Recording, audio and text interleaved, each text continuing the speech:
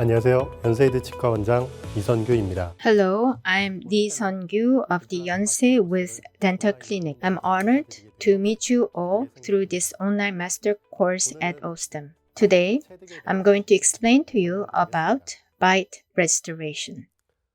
So bite registration is about determining three-dimensionally the positions of the teeth and to record their relationship on the lower and the upper side. And using impression material after taking the impression in the analog, and when you mount the articulator, this concept is needed.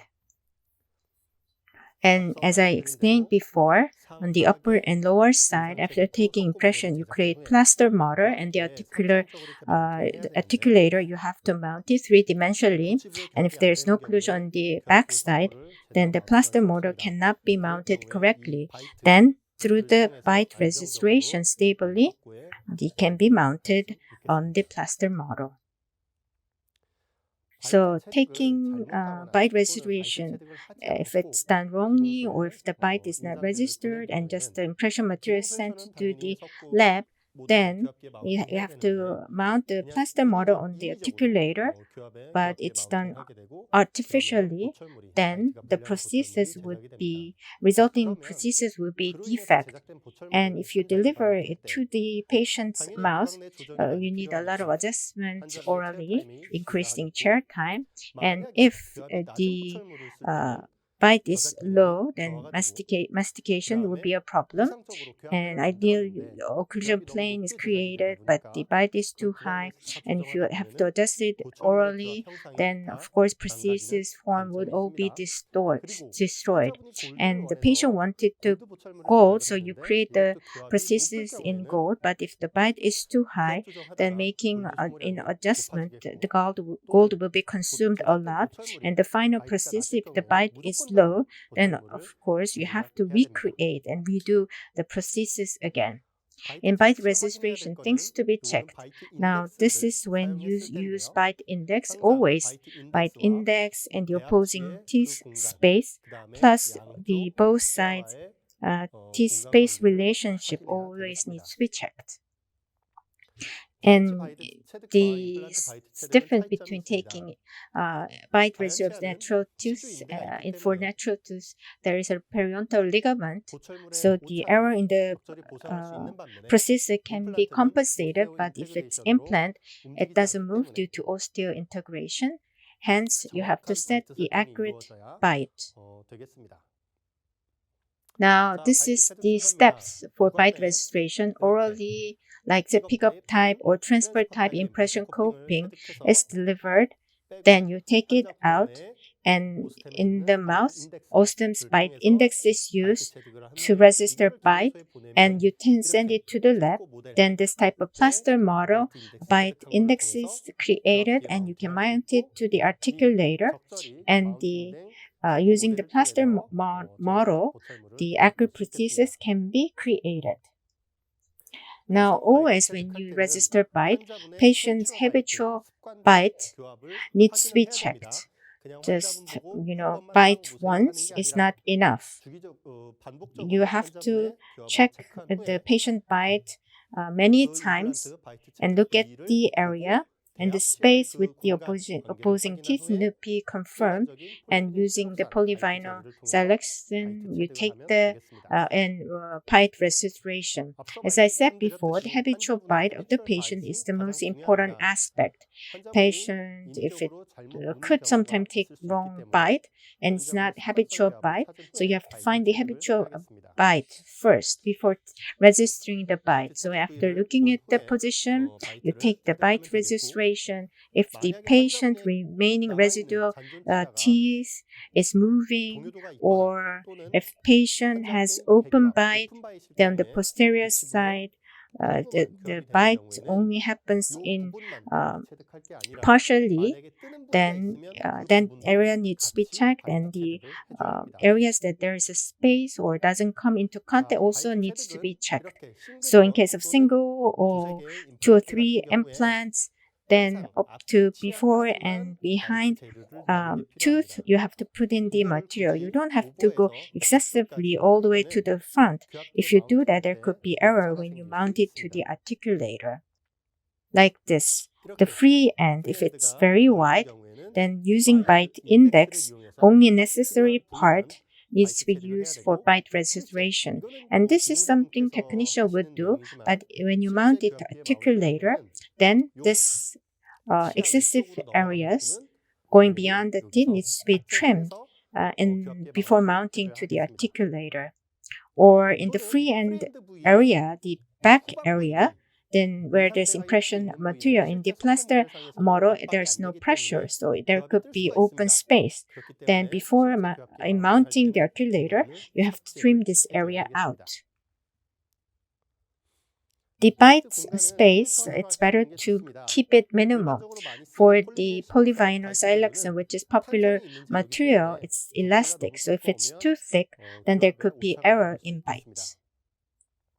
Hence, if the space is too wide, then you use bite index, and the top area of the bite index and the opposing with the opposing teeth should be at least maximum 2 millimeters, not more. And if it's 1 millimeter in space size, the better.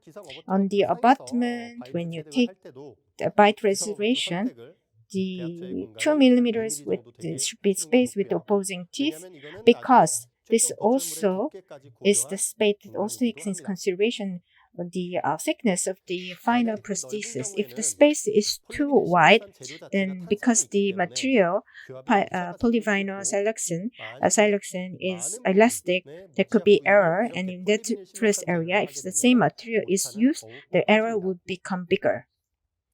This is example in case of multiple implants, and in bite restoration of that, all here with using polyvinyl siloxane, doing it on the healing abutment becomes thicker, and because it's elastic, the mounting the articulator, there could be error.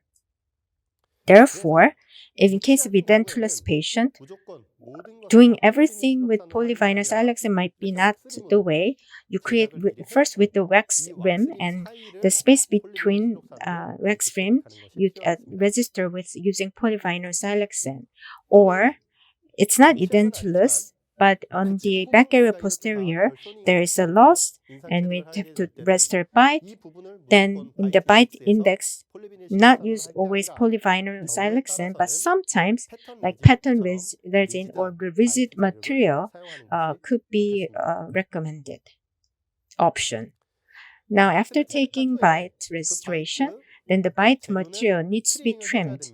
This is because polyvinyl siloxane's bite impression material, there's a high detail reproducibility. So if you put in the plaster model, there could be space. So if it has high detail reproducibility, then it's better to trim with blade. So this is the bite material. Mostly we use polyvinyl siloxane. This is because it's very convenient, and it only needs 30 seconds to work orally, and it becomes harder within 2 minutes, and there's no much of a distortion. But as I said, it's elastic, therefore elasticity, so it's not recommended to keep it thick. Wax, aloe wax, or modeling compounds and other wax materials are sometimes used, but these days, due to convenience, polyvinyl siloxane is the most popular material. So let's compare the materials. If there's a lot of teeth, in other words, in the mounting articulator, if there's a lot of contact points, then typically silicone material, polyvinyl siloxane is the preferred option. If there's a lot of edentulous area, rigid material, pattern resin would be the better option. Except pattern resin, in polymerization, there's heat and smell. Therefore, always, if it's in the mouth, patient can burn. So it's better to cool it off. And if the bite is slow, pattern resin needs to be additionally added, and it takes a lot of chair time because it takes time to become harder. Now, taking implant level bite registration and taking on the abut level is different. So if you take it on the implant level first, patient will have healing abutment, so you could register bite like that, or using bite index, you could register the bite. But this is the popular approach these days. These two is combined into bite impression coping, and using that, you could register bite. Now, if you take it on the abutment level, not impression cap, but plastic cap can be used to register bite. And on the abutment, directly, like when you do on the natural tooth, you can take bite. And for custom abutment, then custom jig is created to take a bite registration. There are different approaches like this. So let me explain one by one. On the implant level, as I said before, on the healing abutment level, or using bite index or using bite impression coping, you can register bite. On the healing abutment, it's a typically used, be it single or two. It's possible to do it in the healing abutment because the thickness, even if it's a bit thick, the other areas can be used as stubs. But if in case of multiple implants, then if it's like this, very thick due to elasticity of the bite materials, when mounting in the articulator, there could be error.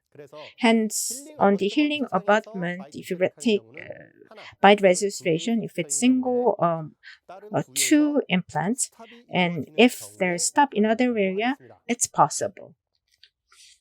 And on the healing abutment, if it's multiple implant, the bite material is very thick, resulting, as I said, could result in errors. And that's why you go with bite index. Bite index have different heights, so this distance with the opposing teeth, you choose that would keep it at 2 millimeters. And if you choose the right size, you can reduce the errors. So the size is all different, like this, 4, 6, 8, 10 to 12 millimeters. The distance to the opposing teeth is all prepared through different sizes. So unlike the healing abutment, if you use bite index, then the thickness will be different. It will become less than 2 millimeters, hence less a probability of error. So in case of bite index, then the holes here, it's better to block it out with wax. If you don't block out, then the bite, you use mostly polyvinyl siloxane and has high detail of reproducibility, so the hole will be reproduced. And when you deliver the bite index again, it might not go in. So you block out first and then take the bite registration. Then the details will not be reproduced and you can put it in the right place or position. So these two, healing abutment and bite index, these two things is combined into bite impression coping. And at Ostem, there are two types, friction type and hex screw type, which is more general. In case of hex screw type, you have the hole at the top, but there's no hole for friction type. So, as I said before, you don't have to do this type of blockout. For bite impression coping, this is the structure. gingiva height comes in different sizes, as well as for the abutment height. Now, like transfer type, it's easy to take the impression material, so there is a lot of this holes, and there's no, the friction type, there's no hole at the top, so you can just put it directly into position. So using bite impression coping, it should be something that doesn't hook on the opposing teeth, be it hex type or friction type, doesn't matter. Like this. Bite impression coping delivered and patient takes bite, there should be space, which should be at least minimum 2 millimeters. So this is the actual step orally bite impression coping is delivered, then single or two implants, then bite tray will be used. Using the putty or polyvinyl siloxane, you register the bite and you ask the patient to bite into it. And when after it becomes hard, the bite impression coping is formed in this impression material.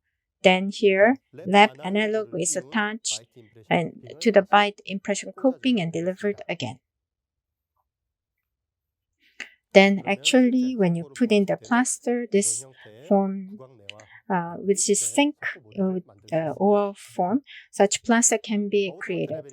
Now let's look at the abut level registration. Typically, you can use cap or like natural teeth registration. You can do it on the abutment level. In case of this is only when off-the-shelf abutment is used. Then there will be cap that is in zinc that is related to that, and you put the cap and you take a bite, you check the relationship with the opposing teeth, then you register bite, and then cap and this bite is delivered to the lab. On the abutment level, the generally lateral tooth bite registration steps will be the one that you will use. Thank you very much. Through this online lecture, briefly, I talked about bite registration. At the offline master course, I'll be able to give you more detailed explanation and hands-on exercises so that you can learn more details about bite registration. Thank you very much.